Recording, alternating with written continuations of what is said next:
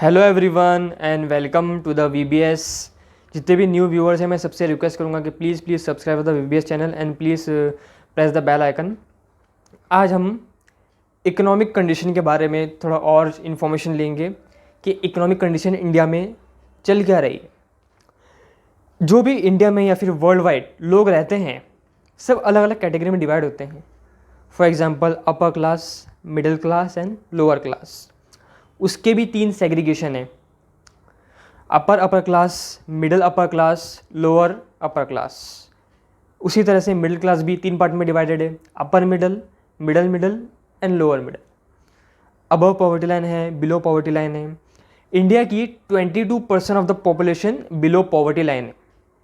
India में 28.05% of middle class people रहते हैं।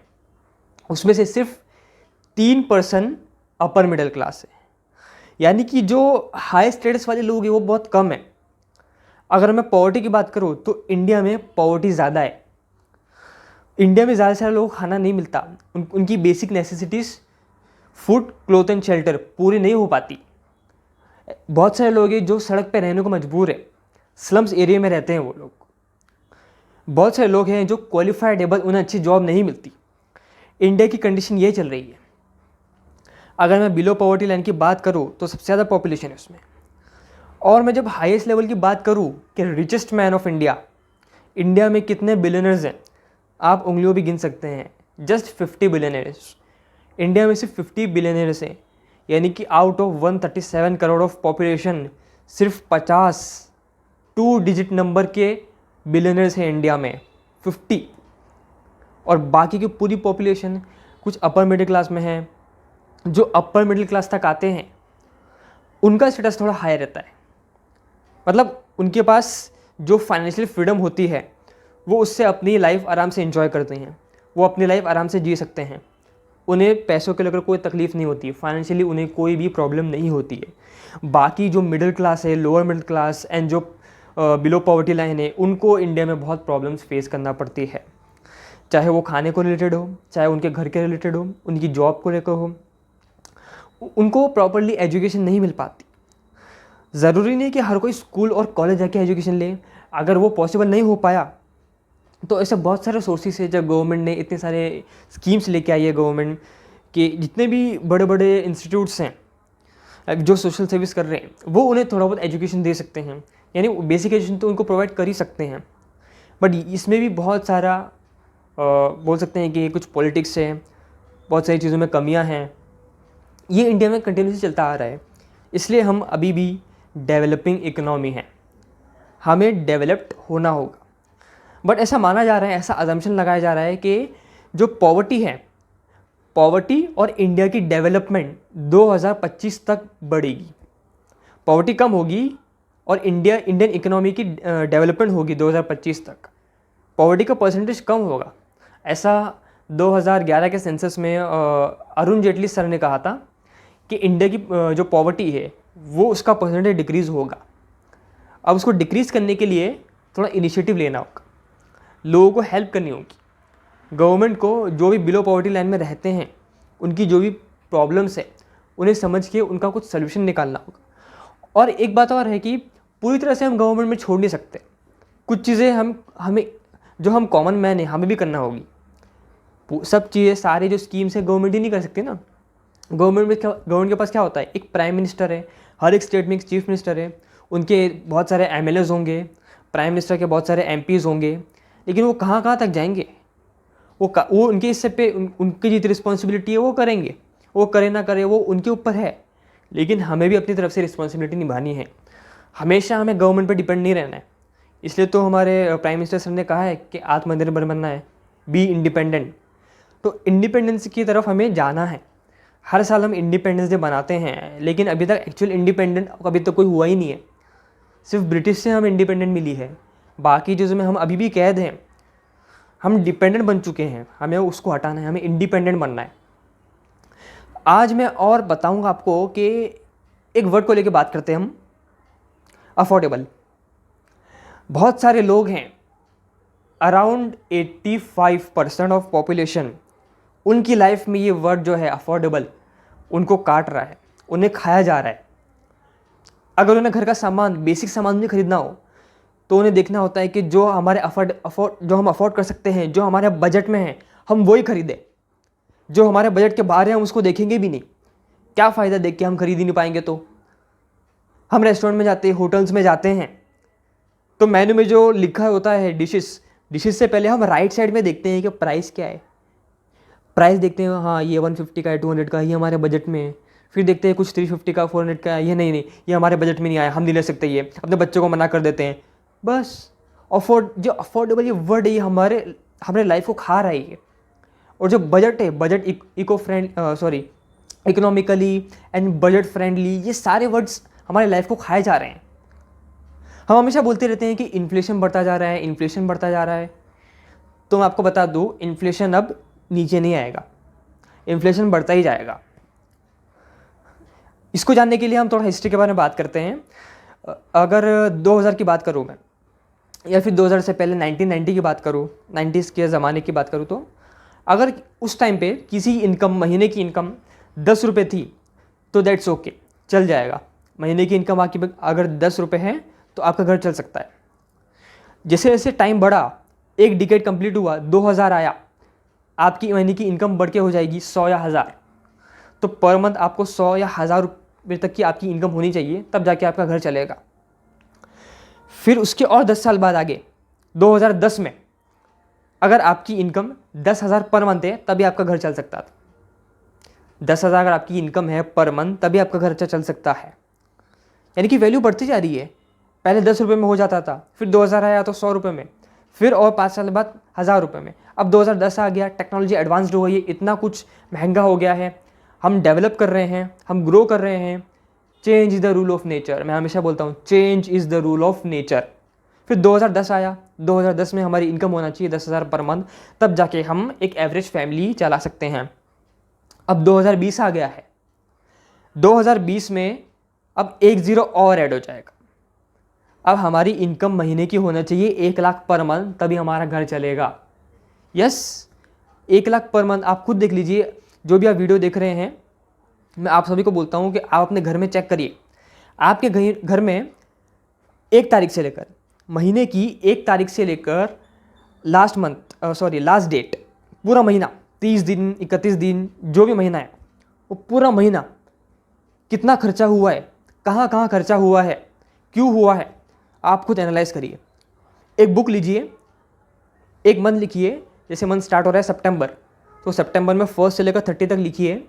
हर रोज़ जो भी खर्चा होगा उसको हम नोट डाउन करिए। पहली तारीख को हुआ 200 रुपये खर्चा, दूसरी तारीख को हुआ 600 रुपये खर्चा।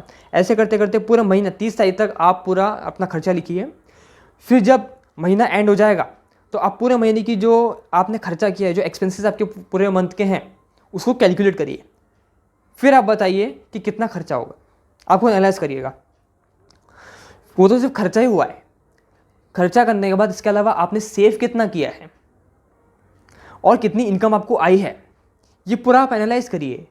पूरे महीने के एक्सपेंसेस लिखिए। दूसरा, आपने सेव कितना किया। तीसरा, ये खर्चा हुआ है तो इसमें इनकम कितनी आई थी। ये 3 चीज़ आप एनालाइज करिएगा, आपको पता चल जाएगा कि हम आज कहाँ हैं और 1 लाख रुपये पर मंथ एवरेज हमारे लिए आना ज़रूरी क्यों है। इसलिए इंडिया में पॉवर्टी लेवल इतना है और बिलियनर्स इतने ज़्यादा हैं। क्यों? क्योंकि उन्होंने बहुत कम उम्र से मेहनत करना चालू कर दी थी। उनको पता था कि एक वक्त आएगा जब सब कुछ महंगा होगा, इन्फ्लेशन बढ़ेगी, वर्ल्ड चेंज होगा, हमें अपने आप को अपग्रेड रखना होगा हमेशा। तो वो वही कर रहे हैं, वो अपने आप को अपग्रेड करते रहते हैं, कुछ नया सीखते रहते हैं। और सबसे इम्पॉर्टेंट है, आज के एरा में हम एक इनकम सोर्स पर डिपेंड नहीं रह सकते। हमारे पास, हमें जीने के लिए मल्टी सोर्स ऑफ इनकम चाहिए। अगर आपका सोर्स ऑफ इनकम सिर्फ और सिर्फ सैलरी है, सो आई एम वार्निंग यू, आप कभी भी बीपीएल में आ सकते हो, बिलो पॉवर्टी लाइन में। आपको अपनी इनकम सोर्स बढ़ानी होगी, एक पर डिपेंड नहीं रह सकते। चाहे आप 25,000 पर महीना क्यों ना कमा रहे हो, चाहे आप 50,000 पर मंथ क्यों ना कमा रहे हो, आपको एक्स्ट्रा सोर्स चाहिए। पैसिव इनकम की तरफ जाइए। एक्टिव इनकम तो आपको सैलरी में मिल रही है, पैसिव की तरफ जाइए जहां आपका प्रेजेंस ज़रूरी नहीं है। आप प्रेजेंट नहीं भी होगे, आपके एब्सेंस में इनकम आएगी, बस आपको वो बिल्ड करके रखना है। सोचिए इस बारे में। और सबसे बेस्ट एग्जांपल हमें मिला है ये लॉकडाउन पीरियड में। जब लॉकडाउन स्टार्ट हुआ था, कितने लोगों की जॉब चली गई थी? क्या उस वक्त हमारे पास एक्स्ट्रा सोर्स था? नहीं था। अगर होता तो इतनी प्रॉब्लम्स किसी को झेलने की ज़रूरत नहीं पड़ती थी। आज जो बैंक्स और जो फाइनेंशियल कंपनी है, नॉन बैंकिंग फाइनेंशियल कंपनीज, उनके पास इतने सारे लोन एप्लीकेशन आ रहे हैं। क्यों आ रहे हैं? सबके पैसे खत्म हो गए, सबका बैंक बैलेंस ज़ीरो हो गया है, इसीलिए आ रहे हैं। इसलिए आपको सोचना होगा, आपको अपनी लाइफ चेंज करनी होगी। Change is the rule of nature. मैं हमेशा कहता हूँ और कहता रहूँगा, नेचर हमेशा चेंज होगा। आपको अपने आप को अपग्रेड करना होगा, चेंज करना होगा। ये जो अफोर्डेबल वर्ड है, इसको अपनी लाइफ से निकालना होगा। अपने डिक्शनरी में ये वर्ड होना ही नहीं चाहिए। चाहे आप कोई भी प्रोडक्ट यूज़ करो, चाहे आप कोई भी सामान लो, चाहे आप कार खरीदो, चाहे आप घर का एसेंशियल क्यों ना खरीदो, उसमें अफोर्डेबल वर्ड नहीं आना चाहिए। जो आपको पसंद है उस पर हाथ रखो, वो आपका हो गया। आपको ये अपनाना होगा, ये आपको चेंज लाना होगा। कई लोगों से हम पूछते हैं कि ये देखो, ये मैंने ये सामान खरीदा है, मैंने ये वाला फ़ोन लिया है, देखो मैंने इस वेबसाइट से ये ऑर्डर किया है, कितना अच्छा है। तो सबसे पहले वो उसकी क्वालिटी नहीं देखेंगे, वो उसका बेनिफिट नहीं देखेंगे, पहले देखेंगे प्राइस क्या है, फिर बोलेंगे हम वो यूज़ करते हैं जो हमारे लिए अफोर्डेबल है। तो क्यों हमने अपनी लाइफ के अंदर ये वर्ड लगा के रखा है, affordable affordable affordable, budget friendly budget friendly budget friendly. निकालो उसको अपनी लाइफ से। हमें अपनी लाइफ में से ये वर्ड निकालना है ताकि हमारी लाइफ फाइनेंशियली फ्री हो। हम जहाँ कहीं भी जाए, चाहे हम रेस्टोरेंट में जाएँ, चाहे हम मॉल में जाए, जो चीज़ हमें पसंद आए उस पर हम हाथ रखें, वो हमारी हो जाए। हमें प्राइस टैग देखने की ज़रूरत ना पड़े। बिना प्राइस टैग देखे ये मेरा हो गया, मुझे दे दो, मुझे बजट से कोई मतलब नहीं है। और उसका प्राइस ज़्यादा होगा तो डेफिनेटली क्वालिटी नंबर 1 होगी। जो चीप क्वालिटी के प्रोडक्ट्स हम यूज़ करते हैं, उनका प्राइस भी तो चीप ही होता है। Always remember, cheap is not good and good is not cheap. जो इन्फ्लेशन है वो नीचे नहीं आने वाली है, तो हमें थोड़ा आउट ऑफ बॉक्स सोचना है। अगर ये इन्फ्लेशन है, ये आपकी इनकम है, ये इधर है, इन्फ्लेशन इधर है, तो इन्फ्लेशन तो नीचे नहीं आएगा, वो वहीं कम ही रहेगा। तो क्यों ना आप इन्फ्लेशन को वहीं रहने दो, उस पर फोकस ना करके अपनी इनकम को यहाँ ले जाओ। तो आपका ये जो पार्ट है ये सेव होगा ना। इन्फ्लेशन यहाँ है, आपकी इनकम यहाँ है, आपने अपनी इनकम को यहाँ ले जाओ और ये पार्ट सेव कर लो। तो फिर आपके लाइफ से ये जो अफोर्डेबल वर्ड है ये हमेशा हमेशा के लिए निकल जाएगा। सोच के देखिए कि हम आज कहाँ जी रहे हैं। क्या हम वो लाइफ जी रहे हैं जो हमें जीना चाहिए? दिल्ली, मुंबई जैसी सिटी में, दिल्ली जैसी सिटी में, ऑल ओवर द इंडिया जितने भी लोग काम करते हैं, सुबह उठते हैं, ब्रश करते हैं, नहा धो के नाश्ता करके निकल जाते हैं काम पे, सुबह 9 से लेकर शाम को 5 बजे तक। और मुंबई जैसी सिटी की बात करूँ तो ट्रेन के धक्के खा खा के काम पे जाना पड़ता है, दिन भर गधा मजदूरी करनी पड़ती है, शाम को फिर से ट्रेन के धक्के खा खा के घर पहुँचते हैं सब। फिर उसके बाद खा पी के TV देख के सो जाते हैं, फिर सुबह उठते हैं, फिर से वही रिपीट रूटीन। क्या ये लाइफ है? No, this is not life. Life is something else. You have to change yourself. आपको अपना करियर चेंज करना होगा, आपको एक एक्स्ट्रा सोर्स बिल्ड करना होगा। आप एक ही पर डिपेंड नहीं रह सकते, आपको बढ़ाना होगा। Improvement is very necessary. Improvement आपको लाइफ में हर रोज़ करना होगा। Every morning you need motivation and you have to improve yourself 1%। हर रोज़ 1% अपने आप को इम्प्रूव करिए, फिर देखिए लाइफ कैसे चेंज होगी। सो मेरा आज का मोटो ये था आपको बताने का कि अपनी लाइफ से अफोर्डेबल वर्ड निकाल दीजिए, हमेशा के लिए निकाल दीजिए। ये वर्ड अफोर्डेबल वर्ड लाइफ से निकाल दीजिए, बजट फ्रेंडली वर्ड लाइफ से निकाल दीजिए। अपने आप को अपग्रेड करिए, अपनी इनकम को ऊपर ले जाइए। इन्फ्लेशन पे फोकस मत करिए, वर्ल्ड में लोग क्या सोचते हैं उस पर फोकस मत करिए, आप क्या सोचते हैं उस पर फोकस करिए। डेफिनेटली देखिए फिर कैसा चेंज आएगा अपने आप, because change is the rule of nature and you have to go with nature. So आज की वीडियो यहीं ख़त्म करते हैं। होप आप सबको पसंद आई होगी video. Please like, share and subscribe. आगे शेयर करिए और आगे और एक्साइटिंग वीडियोस आने वाली हैं। So do subscribe the VBS channel and thank you so much.